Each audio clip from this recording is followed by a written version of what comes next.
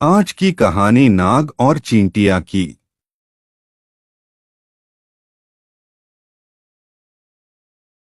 एक जंगल में एक नाग रहता था। वह रोज चिड़ियों के अंडों, छिपकलियों, चूहों, मेंढकों, खरगोश एवं छोटे छोटे जानवरों को खाता रहता था। इस प्रकार छोटे छोटे जीवों को खाकर दिन भर सुस्त पड़ा रहता। कुछ दिनों में ही वह काफी लंबा मोटा हो गया। उसका घमंड भी बहुत बढ़ गया। एक दिन नाग ने सोचा, मैं जंगल में सबसे ज्यादा शक्तिशाली हूँ। मैं जंगल का राजा हूँ। अब मुझे अपनी प्रतिष्ठा और आकार के अनुकूल किसी बड़े स्थान पर रहना चाहिए। यह सोचकर उसने अपने रहने के लिए विशाल पेड़ का चुनाव किया। पेड़ के पास चींटियों का एक बिल था।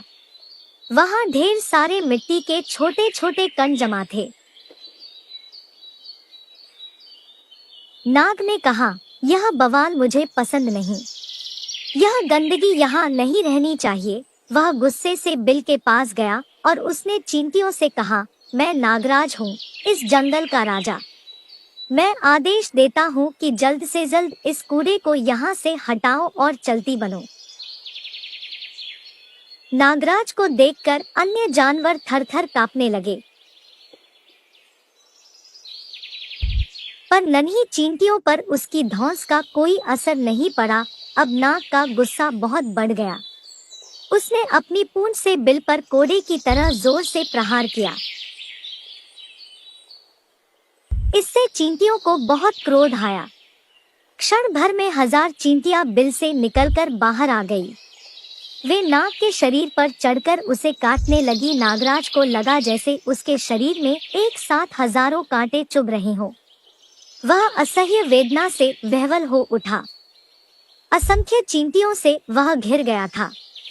उनसे छुटकारा पाने के लिए वह छटपटाने लगा, मगर इससे कोई फायदा नहीं हुआ। कुछ देर तक वह इसी तरह संघर्ष करता रहा, पर बाद में अत्यधिक पीड़ा से उसकी जान निकल गई। शिक्षा किसी को छोटा नहीं समझना चाहिए, व्यर्थ के घमंड से विनाश हो जाता है।